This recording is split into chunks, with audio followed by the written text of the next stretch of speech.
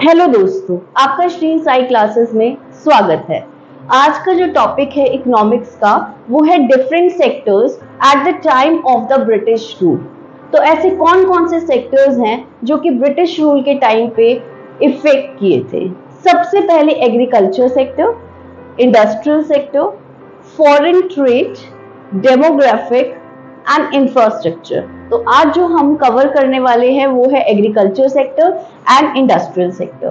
तो देखिए agriculture sector, ठीक है, एग्रीकल्चर सेक्टर के अंदर क्या है कि हमारी जो ब्रिटिश रूल के टाइम पे इंडियन इकोनॉमी थी ऑलमोस्ट 70% और 70% एबव डिपेंडेंसी थी। किसके लिए? लिवलीहुड के लिए।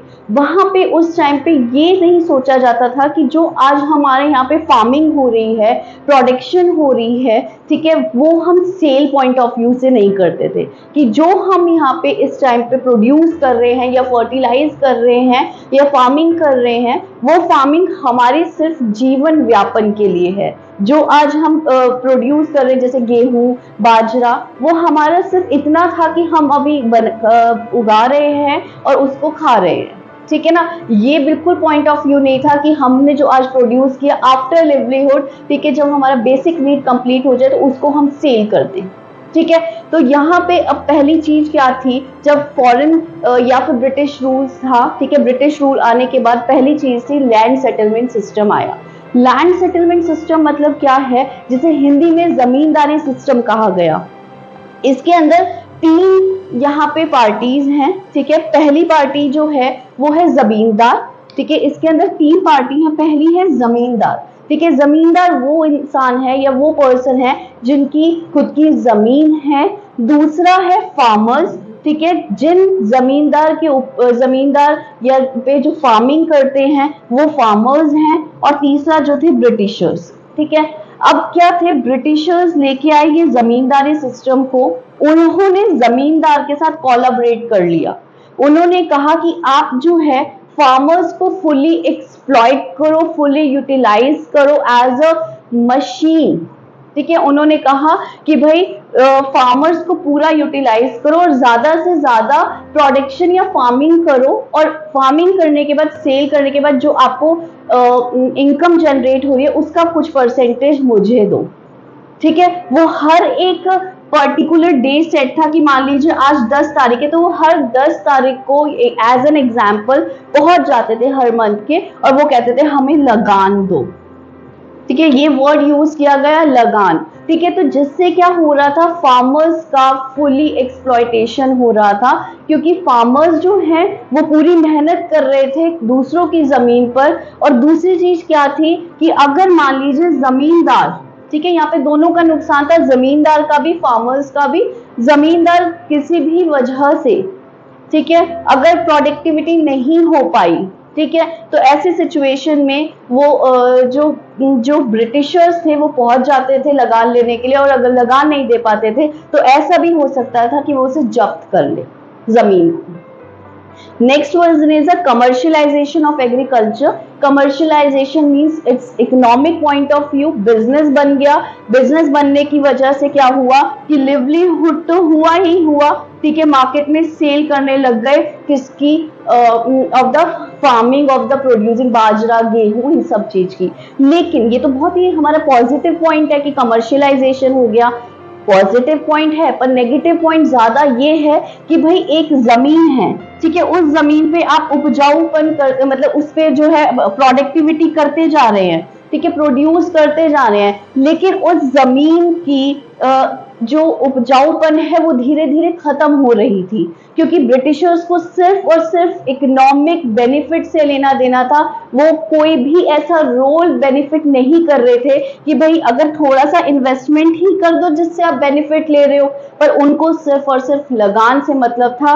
कोई फर्टिलाइजर्स नहीं, कोई पेस्टिसाइड्स नहीं, कोई टेक्नोलॉजी नहीं, उन्हें सिर्फ और सिर्फ अपनी मनी से ही लेना देना था, ठीक है। Third is a low level of productivity. जैसे अभी कहा कि भाई जमीन कब तक प्रोड्यूस करेगी जब तक कि आप उसे खाना नहीं दोगे, ठीक है ना। हम एक एज एन इंडिविजुअल या सिस्टम देखें कि वो सिस्टम कब तक काम करेगा, जब तक कि वो कर सकता है, ठीक है ना। जैसे अगर मैं बात करूं, एक मशीन है, मशीन तब तक काम करेगी जब तक उसके अंदर ऑयल है, ठीक है। मशीन के अंदर जैसे ही उसके अंदर ऑयलमेंट कवर हो गया, खत्म हो गया, तो उसको फिर से चाहिए।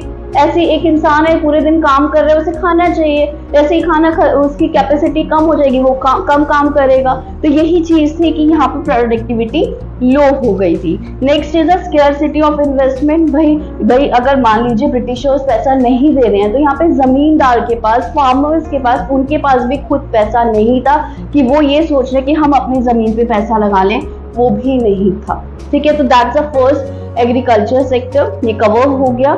Second is a industrial sector. Industrial sector के अंदर हमारी जो यहाँ इंडस्ट्री थी वो सबसे ज्यादा हैंडीक्राफ्ट, नाम से पता लग रहा है हैंड से बनी हुई क्राफ्ट या क्रिएटिविटी।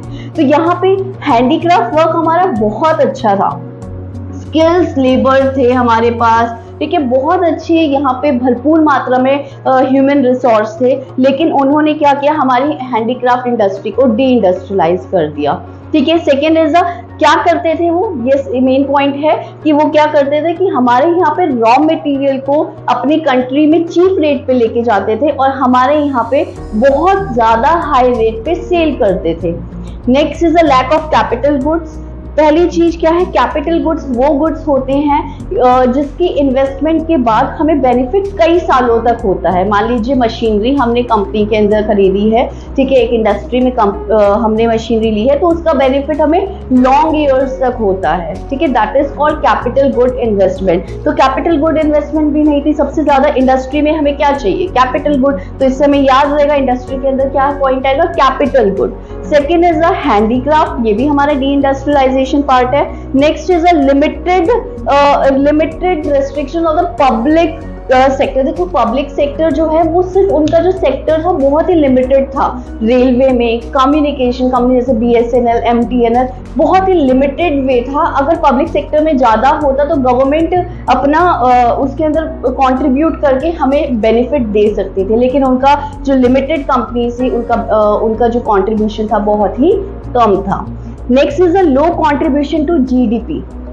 पूरी इकोनॉमी हम जो पढ़ रहे हैं, इकोनॉमी में सबसे इंपॉर्टेंट पॉइंट आता है GDP, that is gross domestic product, ठीक है, यानी कि हमारी नेशनल इनकम, ठीक है ना। तो हमारे यहाँ पे GDP हमारा बहुत ही लो हो गया था क्योंकि इनकम तो जनरेट हो ही नहीं रही थी।